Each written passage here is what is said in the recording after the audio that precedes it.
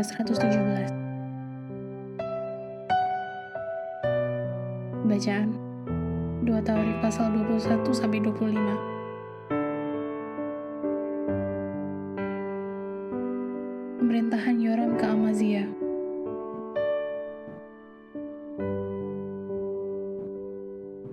Garis besar, keberhasilan pembangunan rohani Yosafat di negara ini terlalu cepat disapu bersih oleh pemerintahan Yoram yang jahat, Ahazia dan Atalia.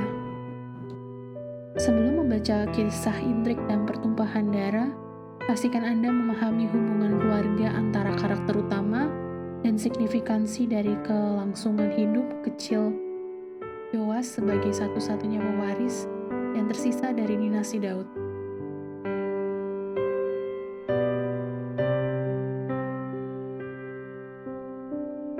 Renungan harian. Ada 2 bagian dari penaklukan militer.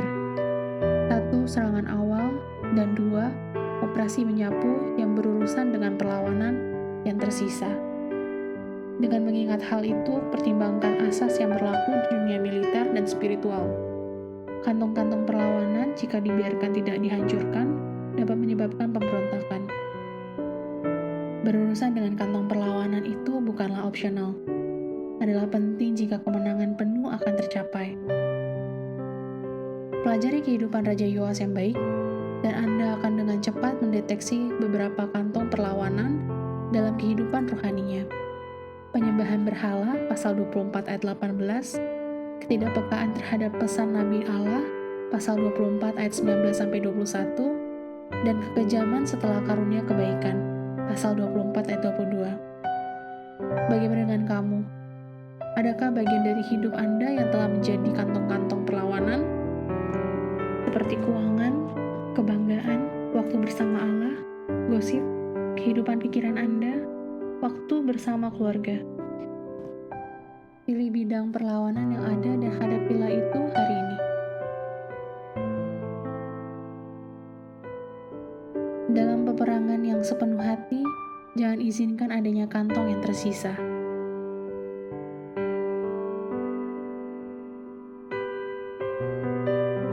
Pendalaman. Pemakaman tanpa seorang pelayat, 2 Tawarik pasal 21 ayat 20. Ketika Yoram yang jahat meninggal karena penyakit yang diderita secara ilahi, pasal 21 ayat 20, tidak ada yang menyesali kepergiannya. Ia dimakamkan di suatu tempat yang terpisah dari makam kerajaan, tanpa pelayat atau kebiasaan membakar rempah-rempah untuk menghormatinya. Bandingkan Yeremia pasal 34 ayat 5 dan 2 Tawarik pasal 16 ayat 14.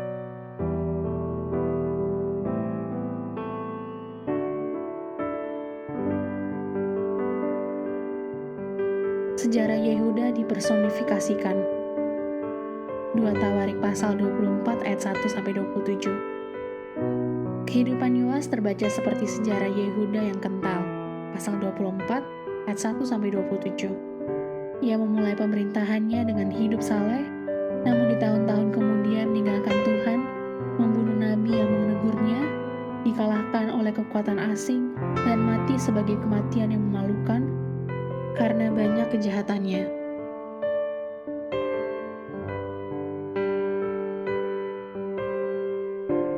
Amin. Tuhan Yesus memberkati.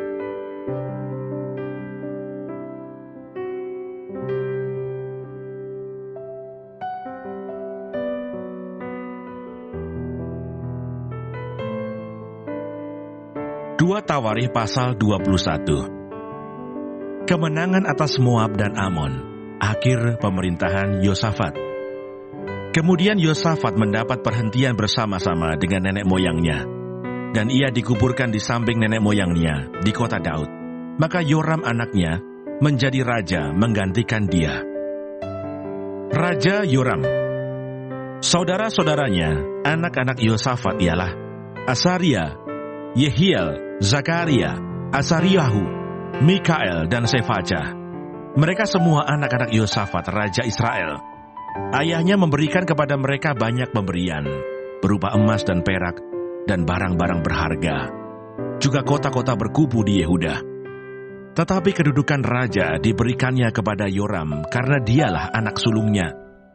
Sesudah Yoram memegang pemerintahan atas kerajaan ayahnya dan merasa dirinya kuat, ia membunuh dengan pedang semua saudaranya dan juga beberapa pembesar Israel. Yoram berumur 32 tahun pada waktu ia menjadi raja, dan 8 tahun lamanya ia memerintah di Yerusalem. Ia hidup menurut kelakuan raja-raja Israel, seperti yang dilakukan keluarga Ahab, sebab yang menjadi istrinya adalah anak Ahab. Ia melakukan apa yang jahat di mata Tuhan. Namun demikian Tuhan tidak mau memusnahkan keluarga Daud, oleh karena perjanjian yang diikatnya dengan Daud, sesuai dengan yang dijanjikannya, bahwa ia hendak memberikan keturunan kepadanya dan kepada anak-anaknya untuk selama-lamanya. Pada zamannya, memberontaklah Edom terhadap kekuasaan Yehuda, dan mereka mengangkat seorang raja atas mereka sendiri. Maka majulah Yoram dengan panglima-panglimanya, serta seluruh keretanya. Pada waktu malam bangunlah ia. Lalu bersama-sama dengan para panglima pasukan kereta, ia menerobos barisan orang Edom yang mengepung dia. Demikianlah Edom memberontak kekuasaan Yehuda, dan terlepas sampai sekarang ini. Lalu Libna pun memberontak terhadap kekuasaannya pada masa itu juga. Itu disebabkan karena ia telah meninggalkan Tuhan, Allah nenek moyangnya. Lagi pula ia membuat bukit-bukit pengorbanan di gunung-gunung Yehuda. Ia membujuk penduduk Yerusalem untuk berzinah, dan ia menyesatkan Yehuda. Lalu sampailah kepadanya sebuah surat dari Nabi Elia yang bunyinya, "Beginilah firman Tuhan Allah Daud, bapa leluhurmu, karena engkau tidak hidup mengikuti jejak Yosafat ayahmu dan Asa, raja Yehuda, melainkan hidup menurut kelakuan raja-raja Israel, dan membujuk Yehuda dan penduduk-penduduk Yerusalem untuk berzinah, sama seperti yang dilakukan keluarga Ahab, dan juga karena engkau telah membunuh saudara-saudaramu, seluruh keluarga ayahmu yang lebih baik daripadamu. Maka Tuhan akan mendatangkan tulah besar atas rakyatmu, anak-anakmu, istri-istrimu, dan atas semua harta milikmu. Dan engkau sendiri akan menderita penyakit yang dahsyat, suatu penyakit usus, hingga selang beberapa waktu ususmu keluar oleh karena penyakit itu." Lalu Tuhan menggerakkan hati orang Filistin dan orang Arab yang tinggal berdekatan dengan orang Etiopia untuk melawan Yoram. Maka mereka maju melawan Yehuda, memasukinya, dan mengangkut segala harta milik yang terdapat di dalam istana raja sebagai jarahan, juga anak-anak dan istri-istrinya, sehingga tidak ada seorang anak yang tinggal padanya, kecuali Yoahas, anaknya yang bungsu. Sesudah semuanya ini Tuhan menulahinya dengan penyakit usus yang tidak dapat sembuh. Beberapa waktu berselang, kira-kira sesudah lewat 2 tahun, keluarlah ususnya karena penyakitnya itu. Lalu ia mati dengan penderitaan yang hebat. Rakyatnya tidak menyalakan api baginya, seperti yang diperbuat mereka bagi nenek moyangnya. Ia berumur 32 tahun pada waktu ia menjadi raja, dan 8 tahun lamanya ia memerintah di Yerusalem. Ia meninggal dengan tidak dicintai orang. Ia dikuburkan di kota Daud, tetapi tidak dalam pekuburan raja-raja.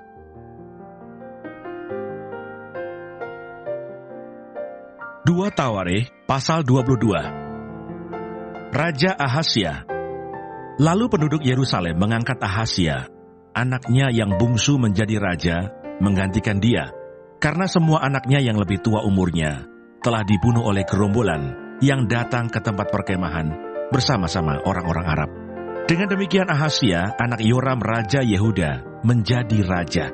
Ahasya berumur 42 tahun pada waktu ia menjadi raja, dan setahun lamanya ia memerintah di Yerusalem. Nama ibunya ialah Ataliah, cucu Omri. Ia pun hidup menurut kelakuan keluarga Ahab, karena ibunya menasihatinya untuk melakukan yang jahat. Ia melakukan apa yang jahat di mata Tuhan, sama seperti keluarga Ahab. Sebab sesudah ayahnya mati, mereka menjadi penasihat-penasihatnya yang mencelakakannya.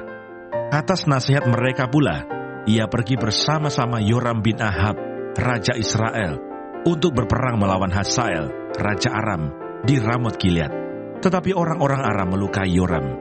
Kemudian pulanglah ia ke Israel untuk diobati oleh karena luka-luka yang didapatnya di Rama. pada waktu ia berperang melawan Hazael, Raja Aram. Dan Ahazia anak Yoram, Raja Yehuda, pergi menjenguk Yoram bin Ahab di Yisrael karena dia sakit. Ahazia dibunuh Yehu. Telah ditentukan Allah bahwa Ahazia akan menemui ajalnya pada waktu ia mengunjungi Yoram. Maka ketika Ahazia datang, pergilah ia bersama-sama Yoram mendapatkan Yehu, cucu Nimsi, yang telah diurapi Tuhan, supaya dialah yang melenyapkan keluarga Ahab. Sementara Yehu melakukan penghukuman atas keluarga Ahab, ia menjumpai pembesar-pembesar Yehuda dan anak-anak saudara-saudara Ahazia yang melayani Ahazia. Juga mereka dibunuhnya. Lalu ia mencari Ahazia. Ahazia tertangkap ketika ia bersembunyi di Samaria. Ia dibawa kepada Yehu, lalu dibunuh. Tetapi dikuburkan juga karena kata orang, dia ini cucu Yosafat yang mencari Tuhan dengan segenap hatinya. Dari keluarga Ahazia tidak ada lagi yang sanggup memerintah. Atalia dibunuh dan Yoas menjadi raja. Ketika Atalia, ibu Ahazia, melihat bahwa anaknya sudah mati, maka bangkitlah ia membinasakan semua keturunan raja dari kaum Yehuda. Tetapi Yosabat, anak perempuan raja, mengambil Yoas bin Ahazia, menculik dia dari tengah-tengah anak-anak raja yang hendak dibunuh itu, memasukkan dia dengan inang penyusunya ke dalam gudang tempat tidur. Demikianlah Yosabat, anak perempuan Raja Yoram, istri Imam Yoyada. Ia adalah saudara perempuan Ahazia, menyembunyikan dia terhadap Atalia, sehingga ia tidak dibunuh Atalia. Maka tinggallah Yoas 6 tahun lamanya bersama-sama mereka dengan bersembunyi di rumah Allah, sementara Atalia memerintah negeri.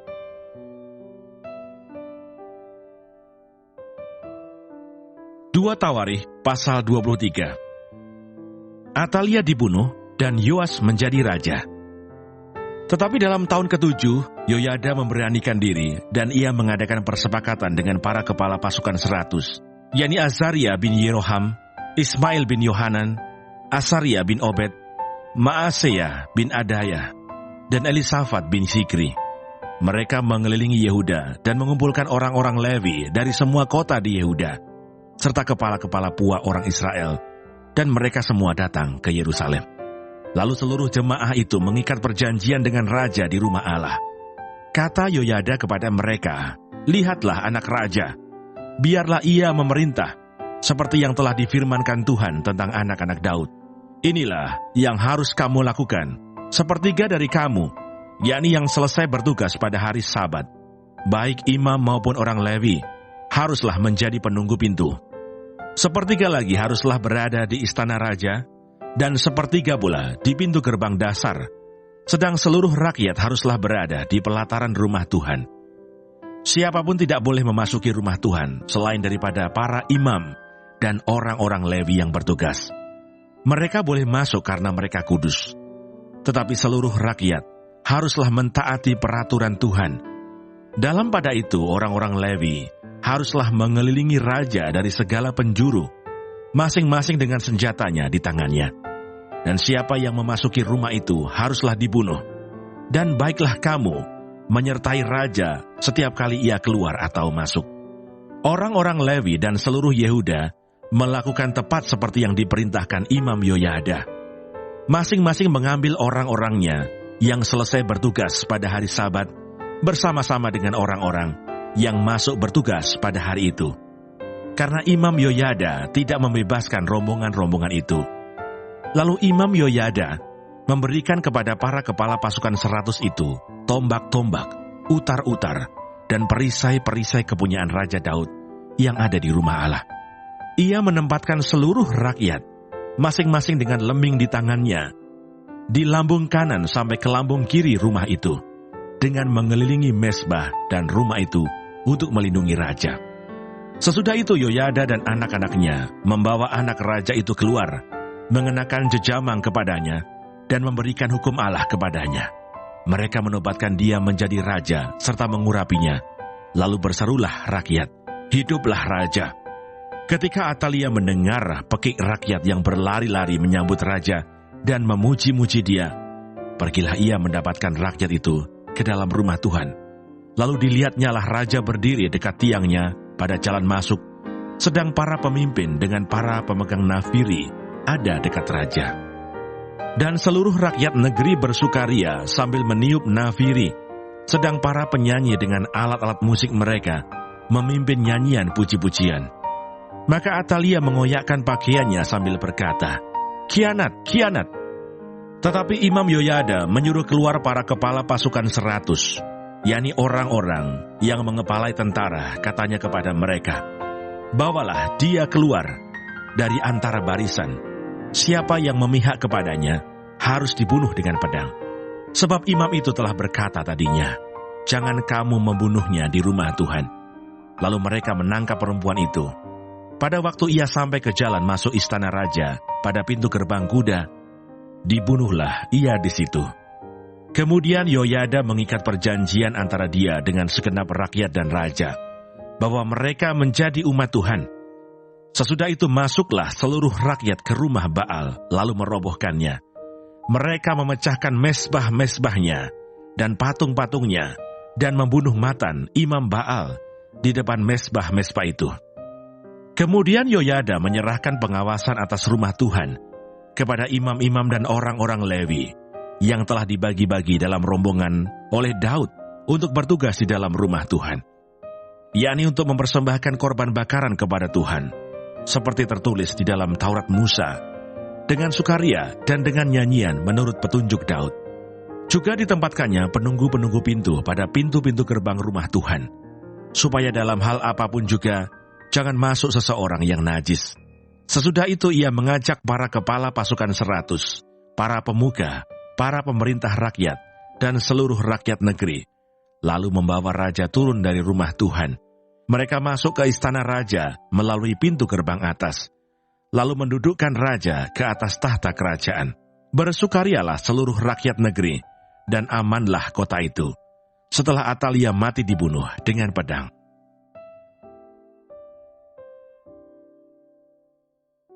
Dua Tawarikh pasal 24. Raja Yoas. Yoas berumur 7 tahun pada waktu ia menjadi raja, dan 40 tahun lamanya ia memerintah di Yerusalem. Nama ibunya ialah Sibia dari Beersheba. Yoas melakukan apa yang benar di mata Tuhan selama hidup Imam Yoyada.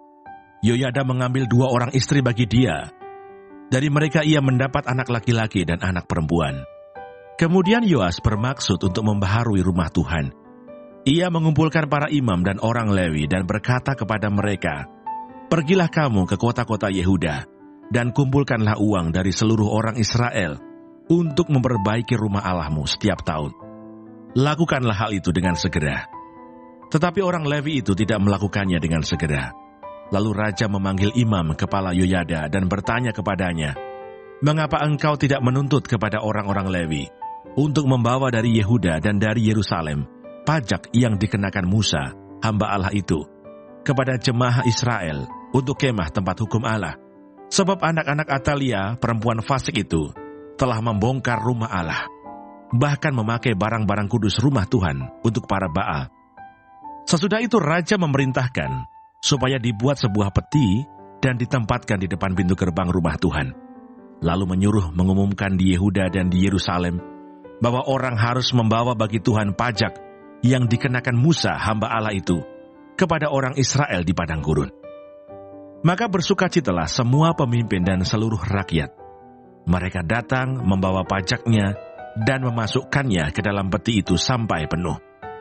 Setiap kali peti itu dibawa masuk untuk diperiksa oleh orang-orang Lewi atas nama raja, dan apabila mereka melihat bahwa sudah banyak uang di dalamnya, maka datanglah panitera raja dan kuasa usaha imam kepala mengeluarkan isi peti itu. Kemudian mereka mengangkat peti itu, lalu menaruhnya pula di tempatnya. Demikianlah mereka lakukan setiap kali, dan banyaklah uang yang dikumpulkan. Raja dan Yoyada menyerahkan uang itu kepada mereka yang memanduri pekerjaan pada rumah Tuhan. Mereka ini mengupah tukang-tukang pahat dan tukang-tukang kayu untuk membaharui rumah Tuhan. Juga tukang-tukang besi dan tembaga untuk memperbaiki rumah Tuhan. Setelah itu mulailah tukang-tukang itu bekerja. Pekerjaan perbaikan maju di bawah tangan mereka. Mereka membangun kembali rumah Allah menurut keadaannya semula dan mengokohkannya. Setelah mereka selesai, mereka membawa uang yang kelebihan kepada raja dan Yoyada.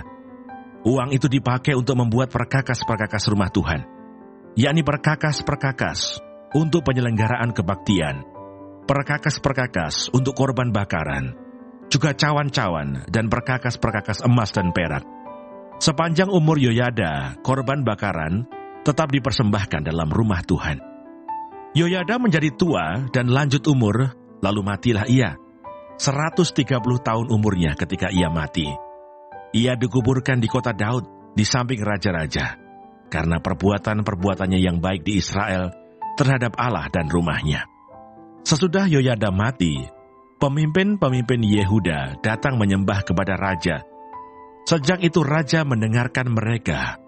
Mereka meninggalkan rumah Tuhan, Allah nenek moyang mereka, lalu beribadah kepada tiang-tiang berhala dan patung-patung berhala. Oleh karena kesalahan itu, Yehuda dan Yerusalem tertimpa murka. Namun Tuhan mengutus nabi-nabi kepada mereka, supaya mereka berbalik kepadanya. Nabi-nabi itu sungguh-sungguh memperingatkan mereka, tetapi mereka tidak mau mendengarkannya.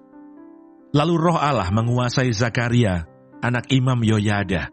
Ia tampil di depan rakyat dan berkata kepada mereka, "Beginilah firman Allah, mengapa kamu melanggar perintah-perintah Tuhan, sehingga kamu tidak beruntung?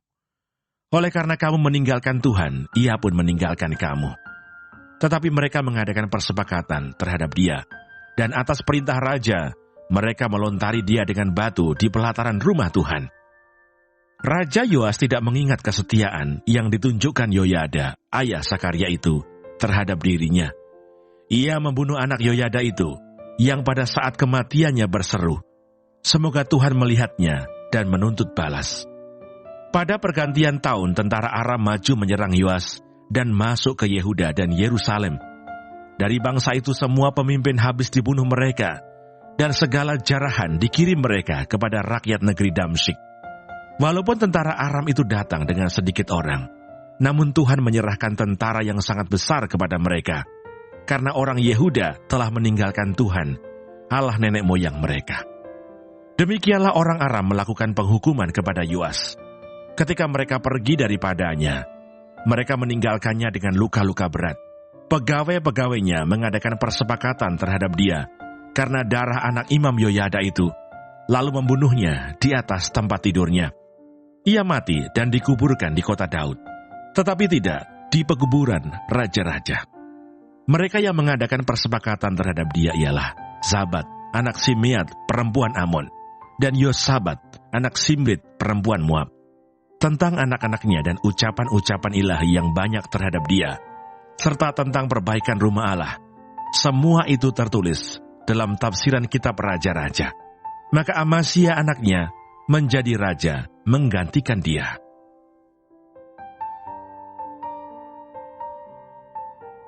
Dua Tawarikh pasal 25. Raja Amasya. Amasya berumur 25 tahun pada waktu ia menjadi raja, dan 29 tahun lamanya ia memerintah di Yerusalem. Nama ibunya ialah Yoadan dari Yerusalem.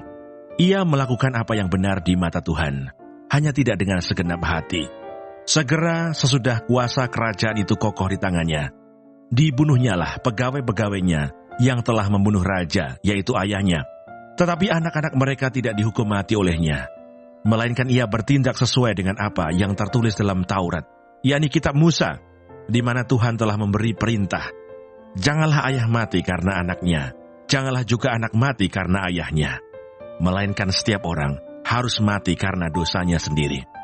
Lalu Amasya mengumpulkan orang Yehuda dan menyuruh mereka, yakni seluruh orang Yehuda dan Benyamin, berdiri menurut puak-puak di bawah kepala-kepala pasukan 1.000 dan kepala-kepala pasukan 100.